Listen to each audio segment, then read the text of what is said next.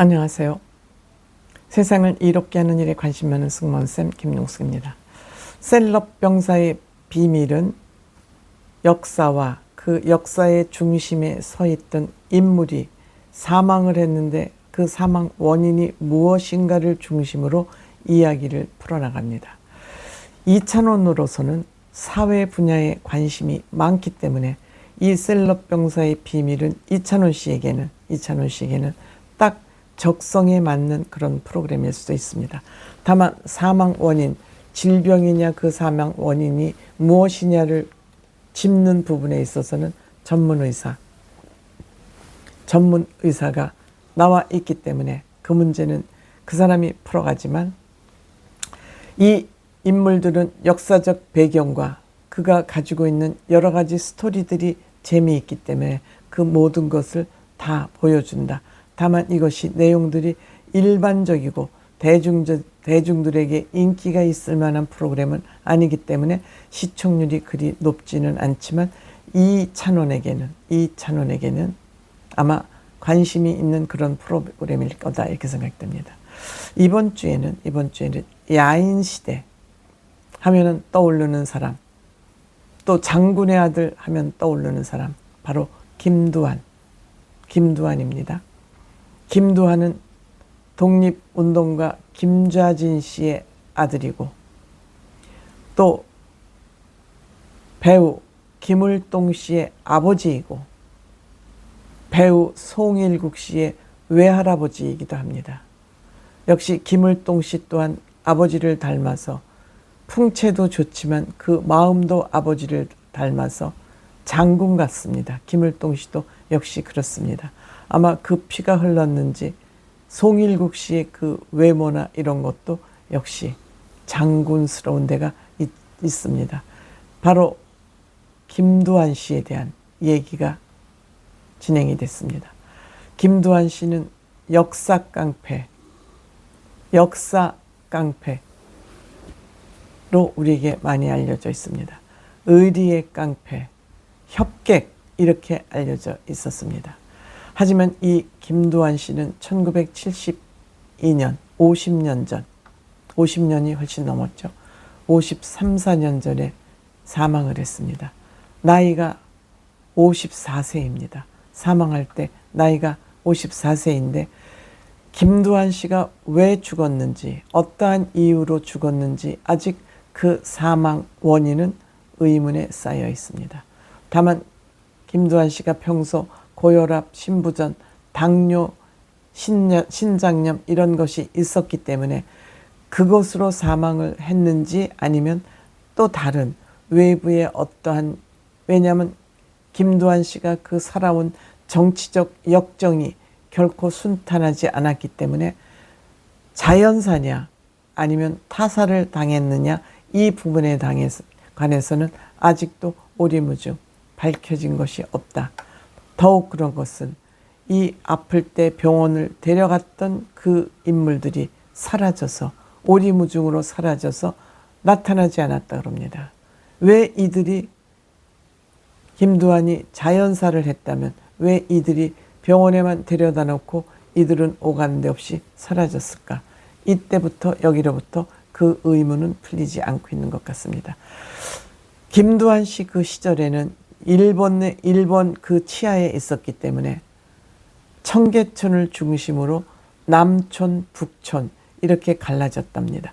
지금은 한강을 중심으로 강북, 강남으로 나누어져 있지만 이때만 해도 우리나라 서울이 그렇게 넓게 개발이 안 됐기 때문에 이때는 청계천을 중심으로 북촌, 청계천 남쪽은 남촌 이렇게 되어 있고, 북촌은 개발이 덜 되고 우리나라 사람들이 주로 살면서 경제적으로도 어려웠고, 남촌은 충무로나 신세계 이런 데가 있으면서 여기에는 일본 조폭들이 들어와서 그 상권을 지배하고 있었고, 북촌에는 오미간 이런 데를 중심으로 구마작파나 신마작파, 쌍칼 이런 사람들이 상권 전쟁을 벌이고 있을 그 당시에 김두한 씨는 욕갱 장사를 하면서 생계를 어렵게, 아버지가 독립운동을 하니까 집안을 못 돌보지 돌보지 못했지 않습니까? 그런데 이 김두한 씨가 이 조폭으로 이렇게 들어가게 된 것은 본인이 살기가 힘드니까, 뭐 욕갱 장사 이런 거 해봐야 생활이 잘 되지 않으니까 이렇게 조폭에 들어갈 수밖에 없었죠. 그런데 몸무게가 크고 180에 90kg가 나가지만 얼마나 몸이 날렵한지 김두한 씨를 당할 사람이 없었다 그럽니다. 그런데 이때 시라손이라는 사람이 턱 나타난 겁니다. 이 사람은 북한을 다 제압을 하고 중국을 접수하고 한국에 들어온 것입니다. 그러니까 김두한은 시라소니에게 그냥 딱 내가 당신 부하가 되겠소. 난 당신하고 싸우지 않겠소 하고 시라소니 밑으로 들어가고, 김두한의 그 가치관은 나는 명분 없는 싸움을 하지 않는다. 즉 사회를 위해서 의리로 정말 우리가 이 싸움을 하지 않으면 사회가 썩는다 하는 그런 명분 있는 싸움이 아니라면 하지 않는다. 깨끗하게 나는 당신 부하가 되겠다라고 수긍하면서, 김두한 씨는 참 그거 보면 참 멋진 사나이예요. 그리고 이분의 소신은 뭐냐? 진정한 협객은, 진정한 싸움꾼은 빈손이어야 한다. 이것이 인생 철학이었다 그럽니다. 의협심이 뛰어난 사람이죠. 그러니까 학비도 어려운 이웃을 위해서 쓰고 옷도 다 벗어주고, 그러다 보니까 이 김두한 씨의 옷은 늘 전당포에 가 있다 그럽니다. 이러한 김두한이 정치를 하기로 마음을 먹은 것은 이승만 정권이 썩어 문드러지니까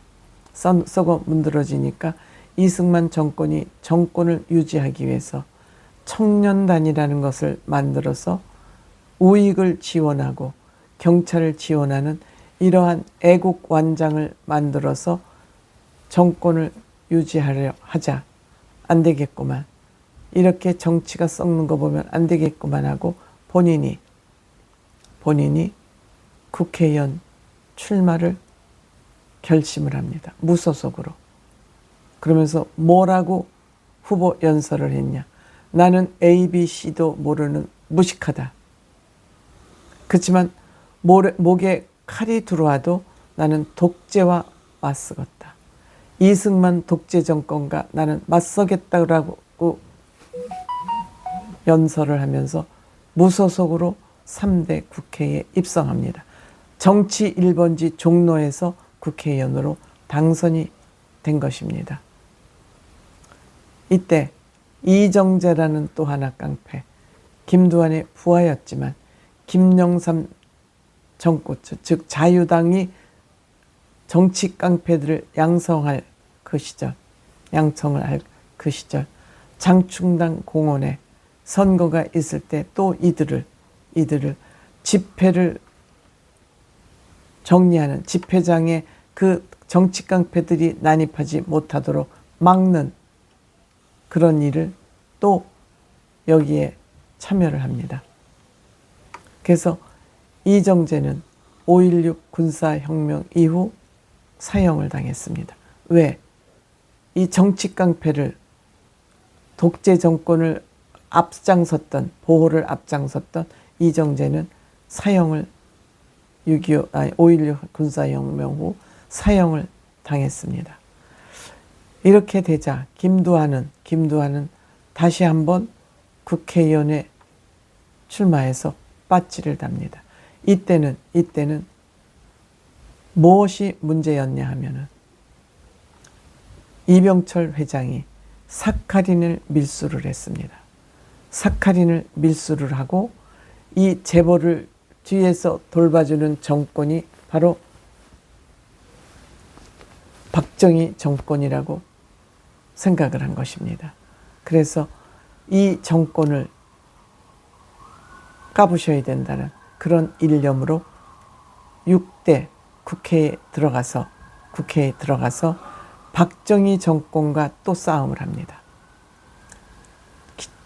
이승만 독재 정권과 싸움을 하고 또 유신 헌법을 통과시키려고 그러는 박정희 정권하고 또 맞서면서 그 유신 헌법 통과를 막지 않고 또 이병철 회장의 사카린 밀수를 봐주고 한일 협정 문제를 진행하는 박정희 정권에 맞서기 위해서 결국 똥바가지를 국회에 들고 들어가서 이 오물을 투척합니다.